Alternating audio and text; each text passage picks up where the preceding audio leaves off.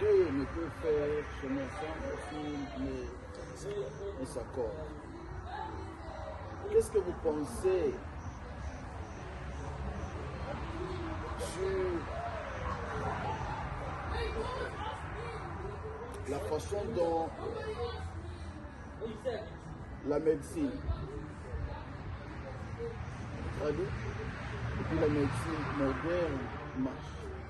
Est-ce que les deux vont-ils dans la même direction ou sont-ils en train de partir ou de marcher dans des sens contraires? Parce que nous voyons dans les réactions, même dans la façon de penser de beaucoup de ceux qui sont en train de nous suivre, qu'il y a toujours des divergences. Mais pendant que nous savons que le but pour ces deux est de guérir, d'apporter un assouplissement ou bien un état de bien-être à toute personne qui s'approche pour les consulter. Parce que vous pensez que les deux doivent être ensemble ou bien ce sont deux entités qui se combattent soit.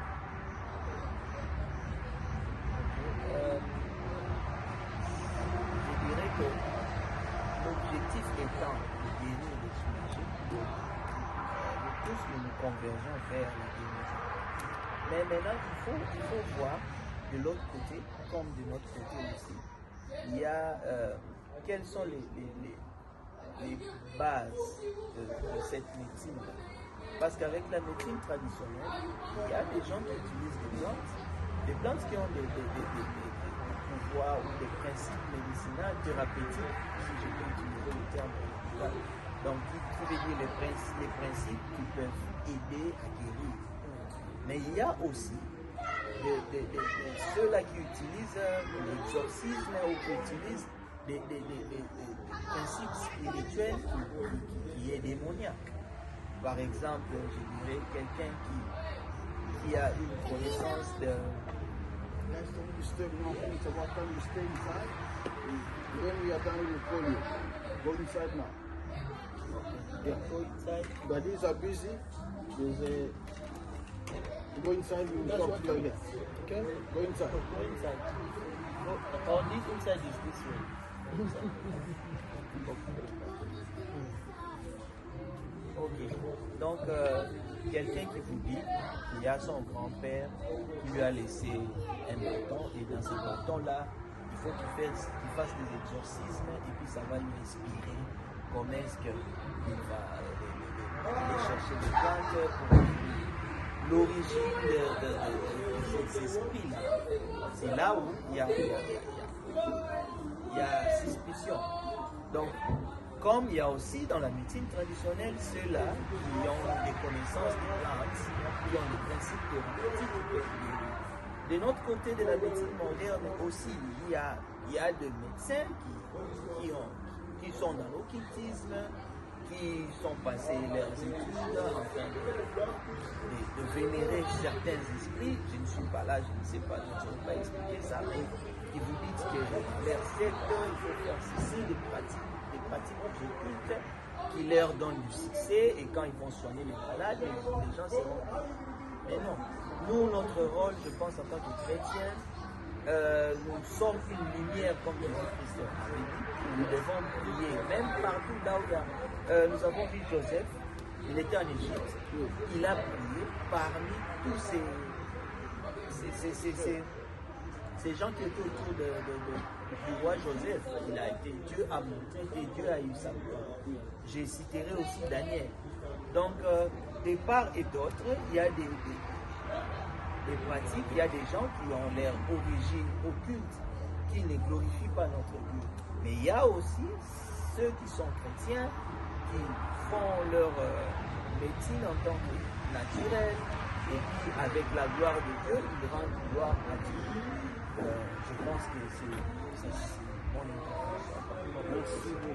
Merci beaucoup, Dr Fabrice. Qu'est-ce que vous pensez de la question? Est-ce qu'il y a quelque chose à ajouter? Sinon, j'ai pose une autre question pour voir comment décider. Merci beaucoup. Dr Fabrice a bien expliqué. La médecine moderne et la médecine traditionnelle. la médecine moderne, c'est ce que nous connaissons. L'aspect de la médecine moderne, quand vous parlez, vous discutez avec les gens qui faisaient la médecine moderne, aujourd'hui il y a à faire des différences même dans la médecine moderne. Si nous parlons de la médecine moderne dans le sens des herbalistes, ces gens-là qui font des concoctions, ils font seulement des poudres, des ceci, du don. On a reconnu qu'il y a une bonne partie de guérison en ça, parce que si nous remontons dans les temps, comment nos mamans vivaient, ceux qui sont dans les fonds, dans les villages, ils allaient, ils savaient qu'il fallait prendre tel arbre associé pour pouvoir guérir. Même quand on était en train de grandir, il y a des fois tu fais la diarrhée, le papa va dire va là-bas, les goyaviers, prends ces herbes-là, nettoie celles-là, et puis quand tu manges, c'est un peu bitter, c'est un peu amer, mais après tu verras que ça stoppe la diarrhée.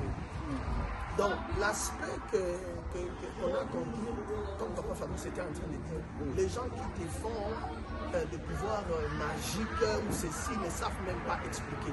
Ça, c'est la première aspect. Pour nous, chrétiens, nous ne pouvons pas comprendre aller être traités par des esprits qu'on est en train d'invoquer. Ce n'est pas ça.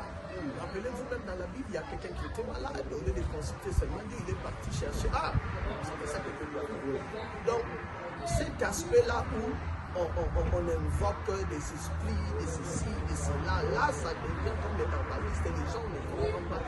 C'est mauvais. Mais vous allez accepter avec moi. Quand nous avons la malaria, on a besoin de la quinine, et la quinine vient de quinquina. Ça, c'est une plante. Donc là, nous parlons, comme il le sait, de la phytothérapie. Donc de la phytothérapie. Aujourd'hui, quand vous allez dans les grands magasins comme Discam et Clix, vous allez voir qu'il y a beaucoup de produits.